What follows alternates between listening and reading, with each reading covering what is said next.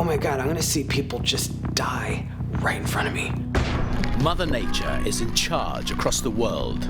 It was almost like the devil, well, I missed some over here, so I'm going to turn around and go back and burn that up. Lock it up and get in! And the weather is pushing humans to their limits. Hey, it's coming! Oh my God, look at it!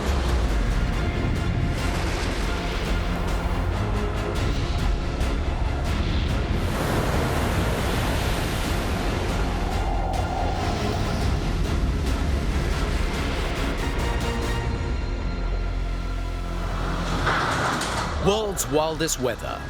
Catastrophic and strange weather events from around the globe, filmed on camera by those caught up in the chaos. Power lines everywhere. Expert meteorologists explain the causes behind the events and show us why our weather is becoming so challenging and life-threatening.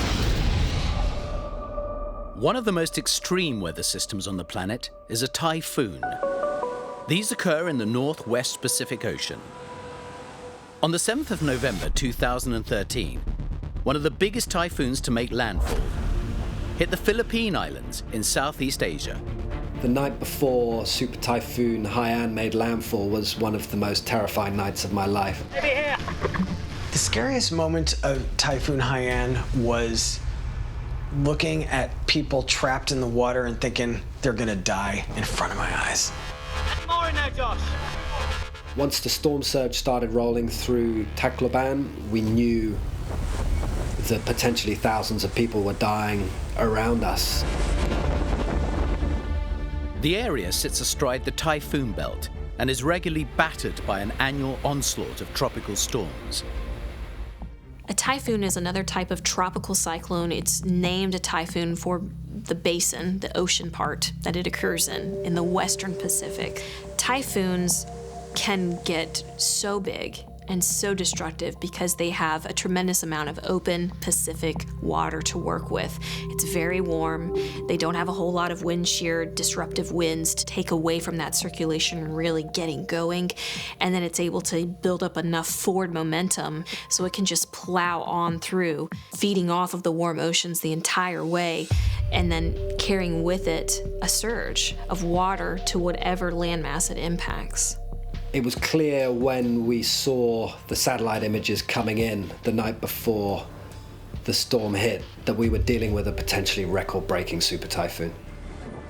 Typhoon Haiyan was ominously on a collision course with the coastal city of Tacloban, continually building up momentum and its storm surge energy along the way. So we knew all along that storm surge was going to be a huge threat, given that most of the city lies on this small peninsula surrounded by the ocean. But when it actually hit, it was hard to envisage what was going to happen and how it was going to go down. And it still took us by surprise. It had plenty of time to get going and organized and to become just a massive, huge wingspan typhoon. So that meant that it was carrying with it a tremendous amount of surge. And that's really what did the most damage. It wasn't just the fact that it was bringing with it some of the worst wind speeds that a typhoon can carry, but it was also bringing with it a wall of water that moved inland. In some cases, it was measured 17 feet or taller. That's bigger than a two-story home in some cases. To the east of the Philippines, Typhoon Haiyan increased to a massive Category 5 typhoon. The night before Haiyan hit Tacloban, the city was eerily calm. I remember walking around the city and people were just kind of hanging out, playing pool, drinking beer. People clearly did not understand what was coming. The weather bureaus were throwing out wind speeds which we'd never seen warned before. That was quite terrifying, to know that we were committed to, we were there and there was no escape. Typhoons occur because of a disturbance, and that disturbance could be a complex of thunderstorms that starts to form, and they're really disorganized, but then they're able to have enough of them coming together with little other disruptive pieces to its development over warm ocean water that allows for them to start to spin together as one unit. So you'll see that spin start to happen as it then moves westward, generally toward very populated parts of Asia and the Pacific Islands. The Philippines is the world's capital for intense tropical cyclones. More than the US, more than Mexico, more than any other country, the Philippines gets these really intense typhoons all the time. And I think the problem there is that they're used to them. They experience them all the time. So when a really, really exceptional one comes, people don't realize that this one's going to be different. I felt that people didn't understand really what was coming, and I was right.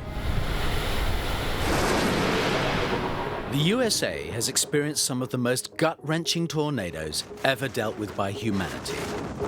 Tornado Joplin was a catastrophic multiple vortex tornado which hit the town of Joplin, Missouri on May 22nd, 2011. Now, this tornado had winds in excess of 200 miles an hour, and it lasted an immense 38 minutes.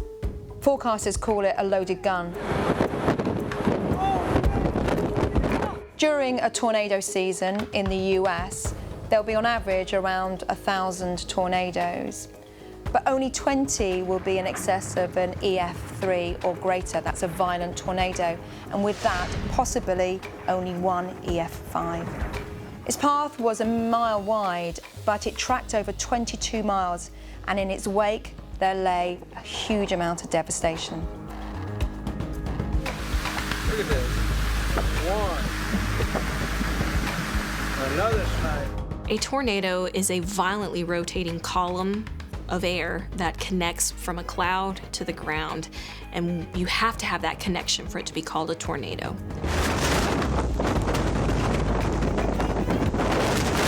On the 22nd of May 2011, the large city of Joplin was devastated by an EF5 tornado. One particular region of the USA has the most storms. It's referred to as Tornado Alley. This is where Tornado Joplin forced itself into the record books in the US state of Missouri. Tornadoes come from thunderstorms, from cumulonimbus clouds. And in Tornado Alley, the ingredients sometimes are just ripe for everything to come together to create these violent tornadoes. So what do we have? We have a very warm surface air coming up from the Gulf of Mexico, which is loaded with moisture.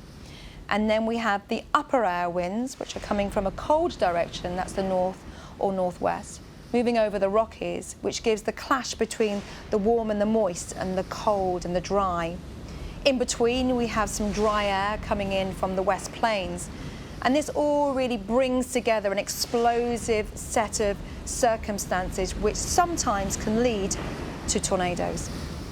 Hey, I don't know if you can tell on this camera, and I don't know if you can hear, but these clouds are rapidly spinning. That right there is a tornado. Holy crap. Tornadoes are actually quite common in the United States. We have more than any other area in the world. Generally, we get more than 1,000 tornadoes a year. Hey, it's coming. Oh my God, look at it. They can happen any time of the year, any season, under almost any circumstance, but there are some key ingredients that are very common for tornadoes to form. Generally, you want moisture, good moisture, but you can't just have a hot, humid day. You need to have something to force it to rise, that air at the ground level and that moisture to start rising. That trigger could be a boundary at the ground level, or a cold front, or a warm front, any kind of boundary at the surface that's going to help trigger. It's called lift. It helps to lift that air mass up and get it going, sort of like kicking a ball into the air. You want to give it that initial nudge. I have to stop. This thing is getting bigger and bigger. This thing is getting large. Now, there's a larger feature which occurred during the time of Joplin, and that was the existence of gravity waves. These gravity waves billow out like throwing rocks in a pond, and you can see them sort of undulating through the middle part of the atmosphere. And what it means, increases the spin of things like tornadoes, like an ice skater spinning around and elongating their body so they spin faster and faster and faster. So the existence of these gravity waves really enhances the energy and the instability and the spin within these storms. Switch, go. Let's go back. Actually, go straight. It's dangerous to be caught in a tornado, period, regardless of how strong or how weak it is. With the big ones, you have to be in a sheltered, secure place. Generally, a well-built structure, concrete's best. Below ground is ideal. It's best to be at the innermost room, lowest level of whatever structure you're in. Jenna, I can't stress to you enough. Stay in the cellar, all right? And get away from windows and put as many walls between you and the outside as possible. That's going to increase your potential of surviving a tornado with minimal damage to yourself. At 17 minutes past 5, the first warning sirens rang out as touchdown in the Joplin area was imminent. Keep my wife safe, she's over there, Lord. Oh my goodness. In the case of Joplin, it accelerated to an EF5 so rapidly, warnings are only so much use, particularly when a tornado of this violence can level a block of flats. People were told to get somewhere safe immediately. 82% of the homes in the Joplin area did not have basements. So where do you run when there is a warning for a tornado? At 34 minutes past 5, the tornado swept into the city with only 17 minutes advance notice. I just saw a car flying through the air, man. Thought I'd warn you guys if it starts turning this way. The Joplin tornado, which was in Missouri, was tough because it was warned, but not everyone heard the warnings about 20 minutes in advance. The tornado's track went directly through the heart of the town, hitting key places like the school, the high school, the medical facility, the hospital. They all took direct hits. And this tornado was getting wider and wider, and the winds were also getting stronger, so it ended up producing EF5 damage. The escalating power of the tornado as it hit the built-up areas was catastrophic. That's why Joplin was so terrible, is there were people who didn't hear the warnings before they came, even though they were issued, and it was growing and intensifying as it was moving into a very densely populated part of town. Here we are, Joplin, Missouri, after the tornado. We're at the church. It's almost completely destroyed. Around 7,000 buildings were destroyed. When I say destroyed, they were decimated. On average, there are 70 deaths from tornadoes every year in the US, but in the case of Joplin, 158 people lost their lives and over 1,000 were injured. Devastation in all directions, total devastation.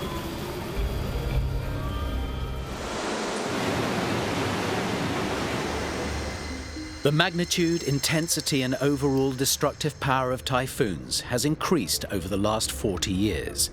Scientists now suspect that the cause has been the increasing water temperatures around the world due to global warming. On the 7th of November 2013, the Philippines witnessed their damaging power when Typhoon Haiyan wreaked havoc in its wake, ranking as the most powerful typhoon on record.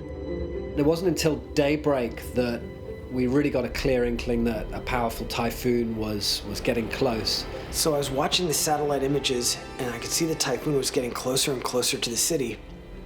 We were quite close to it, but the weather wasn't that bad. It was just sort of cloudy, rainy, and I'm like, where's the typhoon? The ocean surrounds the city on basically three sides. The city was extremely vulnerable, and especially our hotel, since it was 3 stories high. I remember just around 7 a.m. wondering, where is this thing? Is it gonna hit? And then all of a sudden I looked across the city and across the bay, and I could see it coming. It was just like this wall of wind and rain, and it just swept into the city, and then things went nuts. Josh and James managed to capture the colossal force of nature that was Typhoon Haiyan as it struck the small islands of the Philippines. In the space of 45 minutes, it went from pretty manageable to hell on earth.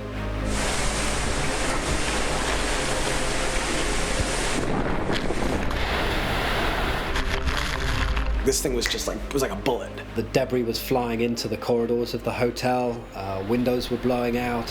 When the wind reached its full force, we were in this city, so the wind was just swirling between the buildings and wreckage was just flying all around, slamming into other buildings. It was just totally wild. I never saw anything like it. You could hardly see 20 yards away because of all the flying debris, all the rain, the wind. It was really something. After about a half hour, the wind just started to lessen a little bit, just enough so that you could see the street again, and we noticed that the water was just rising. We hadn't even seen it because it was so chaotic with all the wind blowing around. And literally, the ocean was just invading the city. This tremendous storm tide just came up and swept the entire downtown area, and the whole city was underwater. The whole first floor of the hotel, the lobby, the courtyard, everything was underwater, and it was rapidly coming up. And that's when I realized, wow, I can't just stand here and watch. I gotta help. Like, people are gonna die. People really started freaking out and panicking, especially so when we could hear people smashing windows and screaming from the ground floor hotel rooms, which were essentially underwater and filling up, and people were trapped inside. It was just a mad rush to get everyone to the second floor. Now, the problem was people in the first floor rooms were trapped. By the time they realized what was happening, because it happened so fast, the water was too high. They couldn't open the doors, and the water was just coming up. They were trapped in their rooms. And I thought, oh my God, I'm gonna see people just die right in front of me. Out of this dark, flooded corridor on the ground floor came this elderly couple, and the husband was in a wheelchair. He was very frail. So Mark and Josh just immediately pitched in, grabbed him in the wheelchair and hauled him 2 floors up to safety and away from the flooding. Got up to those rooms, they smashed the windows, and we were just pulling people out of the windows, putting them on mattresses, and then ferrying them over to the main staircase to get them upstairs. The stairs was slippery and essentially just a waterfall from all the flooding, and the wind was whipping into the hotel and there was debris. One at a time we did that, and we managed to get everyone up the stairs.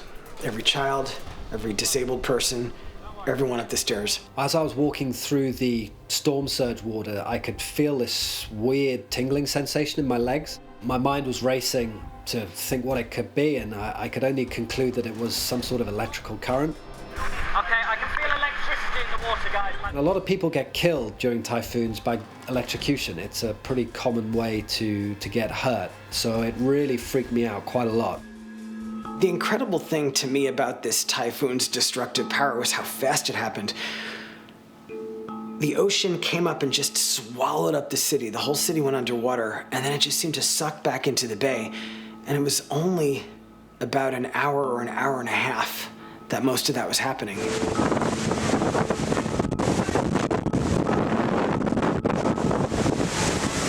Understanding the impact of storm surges is a science in itself. There are so many factors. When high tide is, the direction of the wind and the strength of the wind. Not only that, how steep the coastline is. A whole city of 220,000 people went underwater. And that sort of event is going to be a catastrophe, and it was. The Filipino government declared a state of national emergency.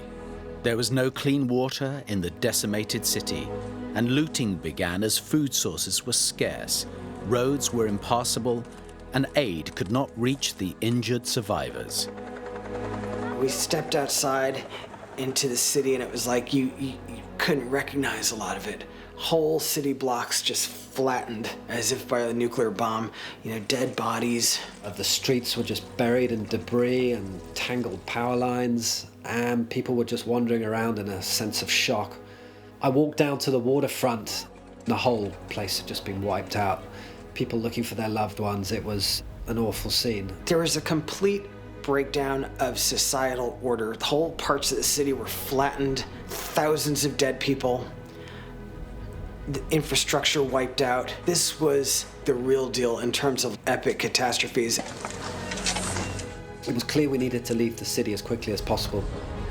The rooftop of our hotel gave us a view of the airport, which was about 2 miles away across the bay. And that was extremely useful because we knew that 24 hours after the storm had hit, the military planes had started landing there.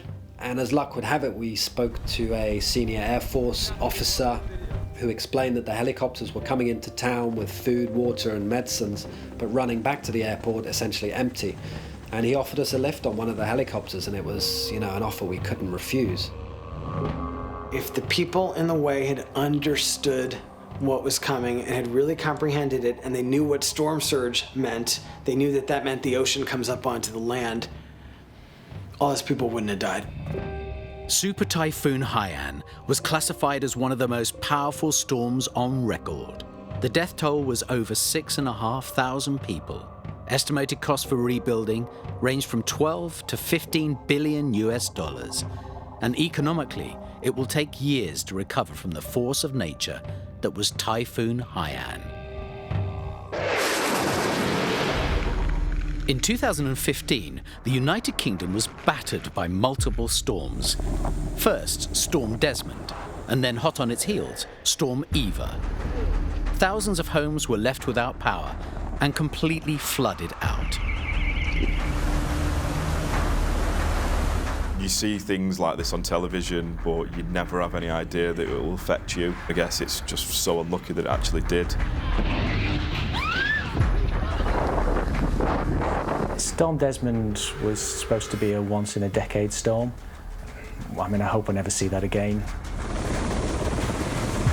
They operate right on the limits of their professional ability to save people's lives. There had been some smaller floods before, but there was absolutely nothing like what we'd seen. So any minute now, this is going to go. You think they'd be killed?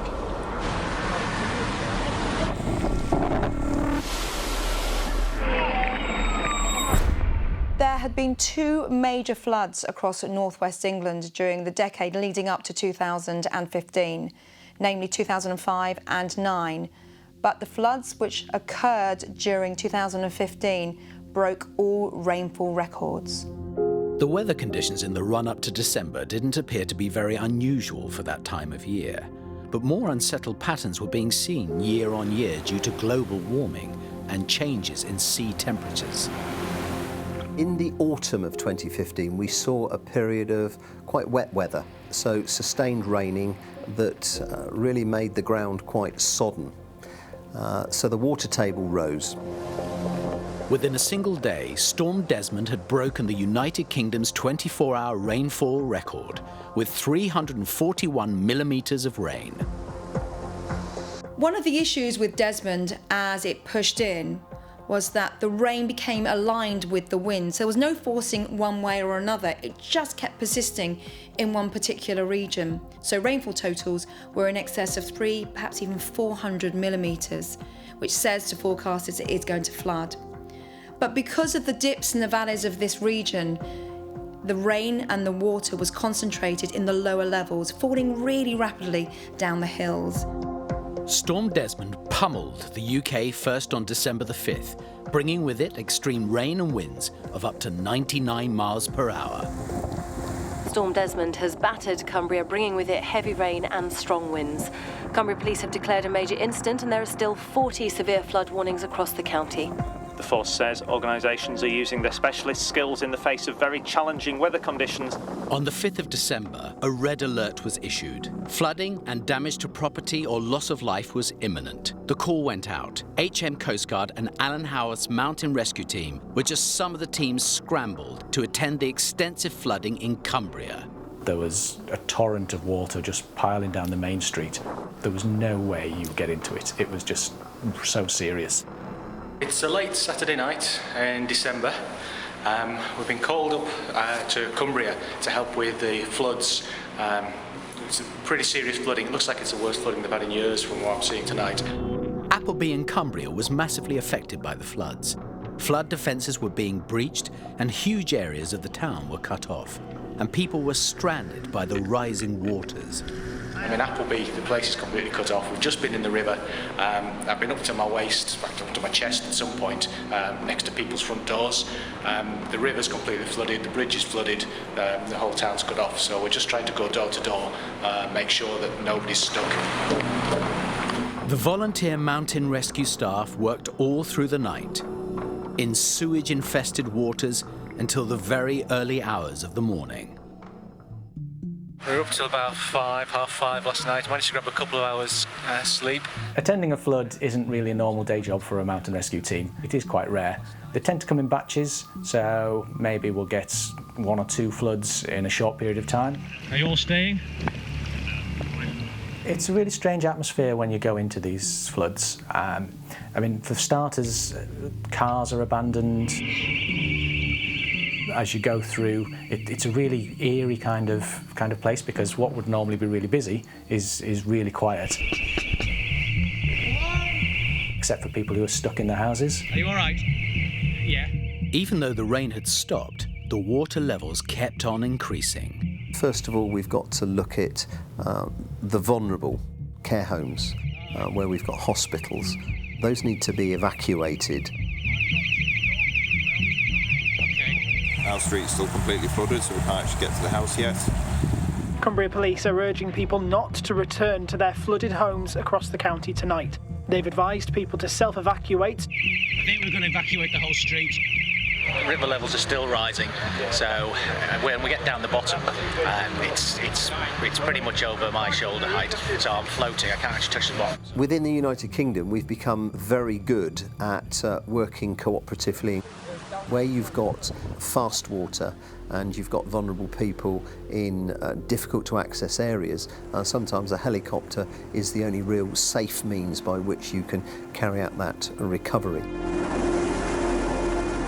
Across northwest England, Cumbria and Lancashire, over 5,000 homes were flooded. Rail links were blocked, the army was called in as bridges were damaged and no one could get in or out. Cumbria suffered massive damage.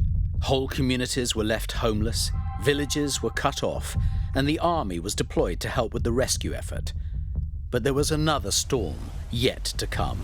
In the wake of Storm Desmond, which happened at the beginning of December, the land was totally saturated, and all it took was another storm to hit the UK across northern England, and that's exactly what happened on Boxing Day.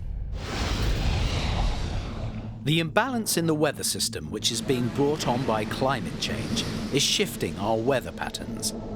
Kansas in the USA has seen much wetter springs, which is increasing the growth of grass, brush, and trees in the early season. You'd think that would be a good thing, but then it's a huge bonfire waiting for a match to ignite it. In the 34 years I've been fighting fire, we've never been up against a fire like this one. You gotta stay in your trucks. It's coming. Get ready. It was almost like the devil, well, I missed some over here, so I'm going to turn around and go back and burn that up. The worst part of it was the smoke. I mean, it was just, you know, it was so thick you could cut it with a knife.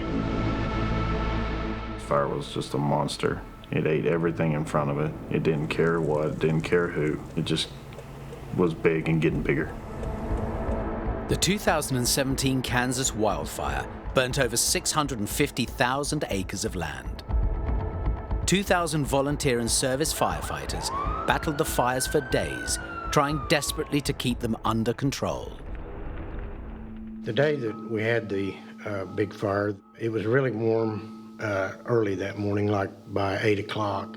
We were actually working cattle. We had moved all the cattle pretty close to the area where we are right now, and we were processing those cattle, giving them their vaccinations. We had been getting information on the radio and through the forestry that it was going to be a bad day. We just didn't know where it was going to happen. The wind was pretty strong, and the humidity just kept dropping lower and lower and lower. It is thought that the fires started in the neighboring state of Oklahoma, and with tinder dry grass and ever-changing winds picking up speed, the relentless fires were now raging towards Kansas. We noticed and smelt the smoke, and with that much wind, you had reason to be concerned, and so I told the crew that I'm going to go check it out. I was hearing all the commotion over my police radio, and that's when I learned that there were fire had started up by Wilson Lake, and the 60 to 80 mile per hour winds were pushing it very quickly to the south. Met up with another rancher, and we could see the fire, and we could see where it was. At that time, the wind was out of the south, and with that 60, 70 mile an hour winds, we thought the best thing we could do was stay out of the way. A wildfire is a fire that starts generally in a natural environment and gets out of control. It could be started by natural causes such as lightning, or a man-made cause, dropping a spark or a cigarette butt, anything that can trigger a fire. The closer I got, I could see the smoke, the plumes of smoke. You could see that it was growing and growing, getting bigger and bigger. Well, you have to answer the question, what is a fire to begin with? It's combustion. It's when you have several pieces that come together to create a fire. You need oxygen, you need air to feed that fire. You need a fuel source. It could be dry grass or tinder, anything that is going to catch fire and help that fire continue to happen. And you need to be able to have that spark, whatever is going to ignite the fire to begin with. So you need all three factors in order to lead to a fire in the first place. Also, we look at the vegetation or the plant growth in the area. Fuel load, that's the amount of trees or plants, but also the moisture content of these trees and plants. And during a drought, the moisture content goes down. Wildfires are very unpredictable and can be ignited in the most remote places, and so sometimes it's a long time before they are spotted, and by then they're out of control. We respect fire, and you try to learn to try to outthink it, and sometimes it really fools you. The wind direction has a lot to do with it, so you constantly have to be on your toes listening to the weather and trying to figure out what's in front of it and where the houses are and where the big fuel is and where to attack it at. What happens in flat areas. If you get different boundaries, perhaps you've had in the southern plains of the United States, you get something that's called a dry line. It's literally just a boundary between hot, dry air coming out of the desert regions of the Southwest, as well as the moist air coming in from the Gulf, which is generally pumped in from a strong southerly wind. You get that conflict, and you'll have a fire start on one side of the boundary with winds coming from the south, but as soon as that boundary passes over that wildfire location, it's going to immediately shift those winds. That makes it incredibly dangerous for the people that are trying to fight the fire, first of all, and then for those who thought, well, I'm safe in my home or where I'm at, but as soon as those wind shifts, so does the way that the fire grows and moves, and that makes it particularly dangerous.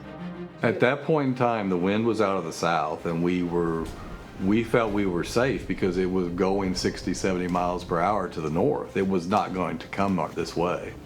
The wind switched, and it came straight out of the west, and that changed the whole fire.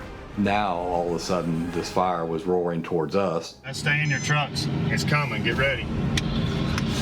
We saw it coming, and there was fire and flames as far as you could see, and we turned around and went back to our house.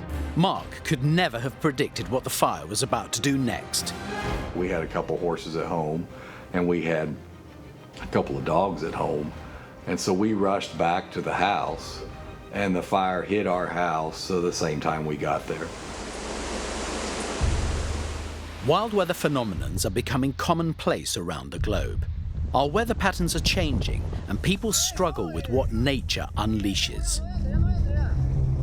The British Isles was reeling under the intense lashing it had received from Storm Desmond in early December 2015. There was still more flooding to come as Storm Eva decided to deliver its deadly Christmas present to the north of England. Our business was actually in an old mill called Pioneer Mill, which was built, I think, in the 1900s. The building was situated right next to the River Irwell on a bend, which also has kind of a bit of a bottleneck in the river as well. It had flooded a couple of times, never really anything major. The northwest of England is known for wet weather, but nothing like the unstoppable rainfall they were experiencing during Storm Eva. On Christmas Day, we did notice that it had been raining a lot, and I'd subscribed to the environmental agency's flood alerts. I received a text message and a phone call which basically said that we needed to take whatever measures we could as there was a severe risk of flooding. From then, it just carried on raining. It really didn't stop all throughout Christmas Day. And I knew it was going to flood, so I didn't know how bad. There's several types of floods. All of it involves an awful lot of water being in the wrong place at the wrong time. This is our house. That's our house with the shed that's flipped upside down and our front door. The water has gone down, fortunately, from the front of the door. Throw the neighbours with their car. Wide area flooding tends to be what we experienced in the north of the country, where rivers were bursting their bank and huge tracts of land were being affected, along with many, many people. Those kayak lessons weren't a waste then, were they? Storm Eva was causing major problems all over the UK. The emergency services were being stretched to their limits right across the country, from Cornwall to Scotland. In Cornwall, the flooding down there was very localised, and it was water runoff into valleys. The streams and the rivers weren't coping. These flash floods are more of a really short but very heavy period of rainfall. As a forecaster, when you see the potential for in excess of 300 millimetres of rain, flooding is inevitable. The storm was affecting many parts of the UK, but the most torrential downpours were being seen in the northwest of England. Up north, you had a much greater area being impacted. Jesus is cute.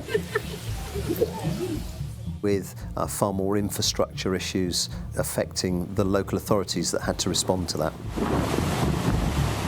With the devastation from Storm Desmond still fresh in people's minds, there was hope that Storm Eva would be kinder to them. But over the Christmas period, the rain kept on falling. As we've been flooded with kind of minor floods before, I just thought it was going to be something similar to that again. As the day progressed, when I was getting more and more updates, it kind of became apparent later on that it was much more serious than anything we'd experienced before. So this was the first year, incidentally, that the UK decided to name their storms alphabetically. Storm Eva pushed in again from the Atlantic, and this covered a swathe of counties from Cumbria, Lancashire, right the way across to North Yorkshire. And pretty much within 24 hours, many communities were underwater. The continual rainfall only added to the already sodden ground, and the whole region braced itself again for more flooding as Eva bore down on the area. I was updated by my friends who had other businesses there. I got more kind of text messages, pictures, phone calls, and then the water level just really started rising and going into the building. It became unusually mild for December, and that's because this stream of air was loaded with moisture from the Caribbean, and it meant the rain was going to be enhanced. There was going to be a lot of intense rainfall, and that's exactly what happened. Where the UK sits, a lot of the time, it's in the firing line for depressions, and that's because these depressions are steered by what we call the jet stream, which is a ribbon of upper winds. The winds are very strong in the upper atmosphere, but they do affect the weather at lower levels. And during this time, the jet stream was right across the UK, with colder air coming from the north, warmer air from the south, and a clash of air masses producing these deep depressions. Storm Eva brought more rain, which added to the unprecedented rainfall and resulted in the highest recorded river levels in the area. The violent aftermath of the storm was escalating. A 200-year-old pub in the village of Somerset completely collapsed into the river, and a bridge buckled as a gas main exploded. Get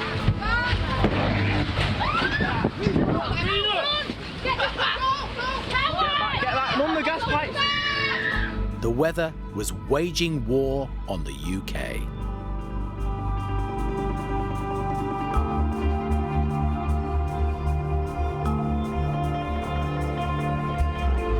The flooding ruined all our stock, and I remember kind of going down there and just looking at the devastation that was caused. Their business was completely wrecked. They lost all of their stock of paper products, and without insurance, Chris knew that they had lost their livelihood. When we got there and we actually saw it for ourselves, just the sheer amount of devastation, the kind of silt left behind, and just mud everywhere, everything drenched. We pretty much knew straight away that was it. And, you know, it was overwhelming, to be honest. So, all right. It was really sad to just see so many people who was kind of potentially going to lose their livelihood. Storm Eva and the Christmas flooding she brought in her wake damaged more than 2,250 homes and 500 businesses. The damage to infrastructure was estimated at £1 to £1.5 billion. From floods to fires, the world is being tested by extreme weather. In Kansas, Mark Gardner and volunteer firefighters Bernie and Levi Smith are witnessing an inferno traveling at 60 miles an hour, heading straight for them. We fought multiple fires, but this one was running 70 mile an hour on the ground, and it was just eating everything in front of it. We turned around because the fire was coming right at us, and we knew it was headed for our house and for our animals and for where all the people were. All of a sudden, the largest fire anybody had ever seen was coming straight towards everybody. The wildfires that happened in parts of the southern plains just east of the Rockies were terrible because you had those long-term conditions setting up. You had a long-term drought. You had the winter that did not bring what it needed to keep the ground saturated. And then you had multiple wind shifts from multiple boundaries, a cold front, a dry line, several different wind shifts happening over a short period of time that allowed for, once the fires started, to really spread out of control. Multiple fires raged over the whole region, pushing the limits of the volunteer firefighters. We learn on every fire that we go out on. You constantly have to be on the lookout for wind shifts and terrain changes because that's going to change the behavior of the fire. I was sitting in the median of I-70, that's basically the grassy area between the east and westbound lanes, and I was sitting there looking north towards Wilson Lake and watching that fire just steamroll towards us, and wondering when I should shut the interstate down and stop cars from going through. If you need to find your bump on this Chevy. We rapidly turned around and raced back to let everybody know we were calling people on our way to get out of there.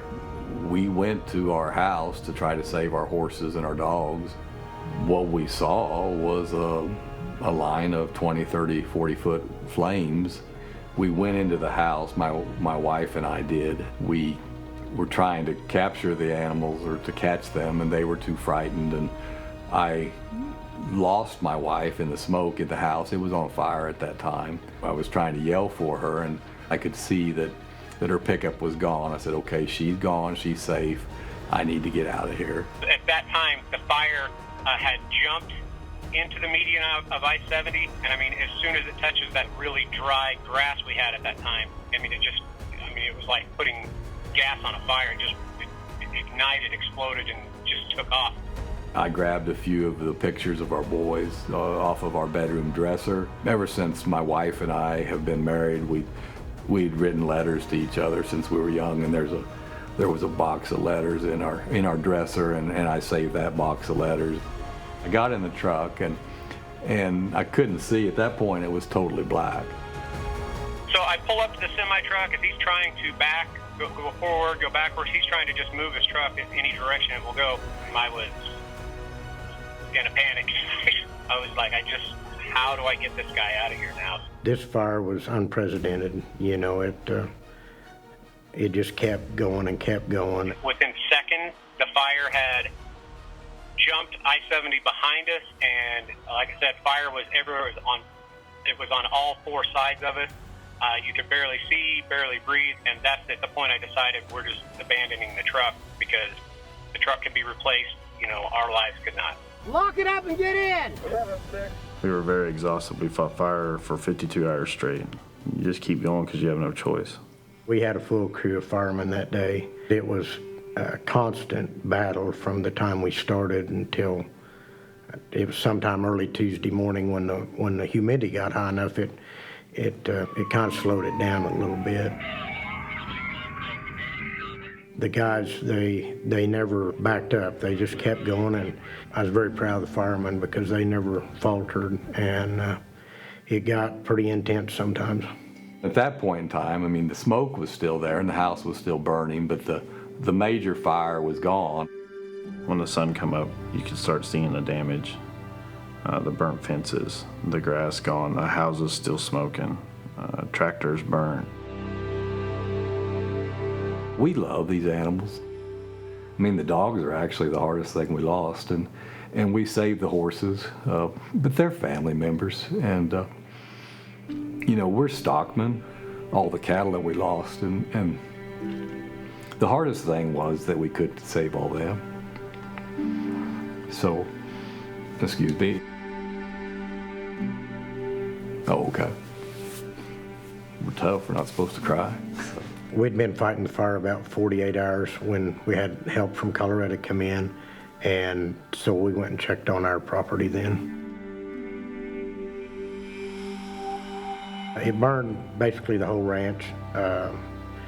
We found